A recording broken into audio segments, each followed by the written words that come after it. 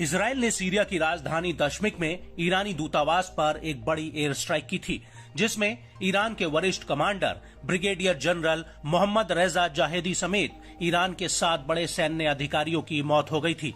और इस हमले के बाद से ही ईरान बौखलाया हुआ था।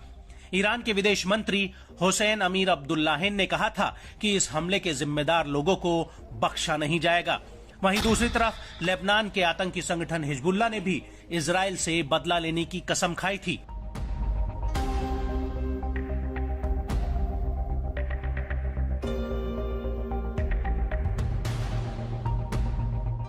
और अब इसी कड़ी में इजराइल पर लेबनान के हिजबुल्लाह और इराक और सीरिया के प्रतिरोधी समूहों ने ताबड़तोड़ हमले शुरू कर दिए हैं।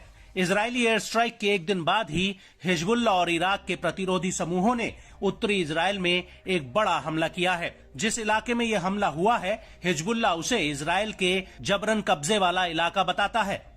हिजबुल्लाह का कहना है कि इजराइल ने फिलिस्तीन से साल 1948 में यह इलाका हड़प लिया था। दूसरी तरफ इराक के प्रतिरोधी समूहों ने भी दक्षिण पूर्व सीरिया में एक अमेरिकी सैन्य अड्डे पर हमला किया है। लेबनान की न्यूज एजेंसी अल मयादीन ने अपनी एक रिपोर्ट में हिजबुल्लाह प्रमुख के बयान का हवाला देते हुए ये दावा किया है। हिजबुल्लाह ने दावा किया कि उसने इजराइल की नई नवेली लिमान बटालियन के ऊपर गोला बारूद से हमला किया है। यह हमला उत्तरी इजराइल में किया गया है।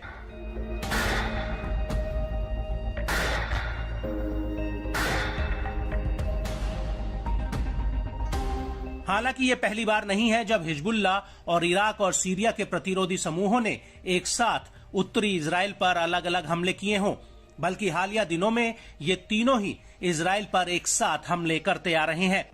हिजबुल्लाह का कहना है कि उसने कब्जे वाले शीबा फार्म्स में रुइसत अल आलाम और कफार चौबा हिल्स में इजरायली सैनिकों के ऊपर रॉकेटों का एक पूरा साल्वो दागा है। इसके अलावा बगदादी सैन्य चौकी पर भी इजरायली सेना की एक टेक्निकल टीम पर भी हमला हुआ है, जो जासूसी उपकरणों की जांच में लगी हुई थी। हिजबुल्लाह शीबा फार्म्स के इन इलाकों को अपना बताता है। वहीं इन हमलों के इतर हिजबुल्लाह ने इजराइल के रेमोन एयरपोर्ट पर भी एक ड्रोन अटैक करने की कोशिश की है। हालांकि टाइम्स ऑफ इजराइल का कहना है कि एक अज्ञात ड्रोन इस एयरपोर्ट के करीब जॉर्डन की सीमा में अपने आप फट गया। लेकिन इजराइल पर हमले के अलावा हिजबुल्लाह ने जॉर्डन और इराक बॉर्डर के करीब सीरिया के होम्स प्रांत में अमेरिकी सेना के एक सैन्य अड्डे पर ड्रोन अटैक किया है। इसको लेकर तुर्की की न्यूज एजेंसी एनादोलू ने स्थानीय रिपोर्ट्स के हवाले से कहा है कि अल-तन्फ बेस पर एक ड्रोन से हमला हुआ था। हालांकि इस हमले में कितना नुकसान हुआ है, इसकी फिलहाल जानकारी सामने नहीं आई है।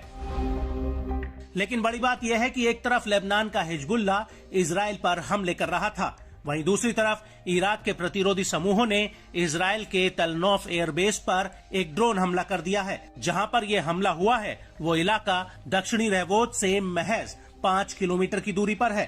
लेकिन बड़ा सवाल ये है कि इन हमलों की वजह से क्या इजराइल एक नए युद्ध की तरफ बढ़ रहा है, जिसमें एक तरफ इजराइल खड़ा है तो वहीं दूसरी तरफ हिजबुल्लाह, हमास, इराक और सीरिया के प्रतिरोधी समूह और यमन का हूती। और अगर ऐसा होता है तो मिडिल ईस्ट में एक बड़ा युद्ध सुलग सकता है, जिससे पूरी दुनिया अछूती नहीं रहेगी।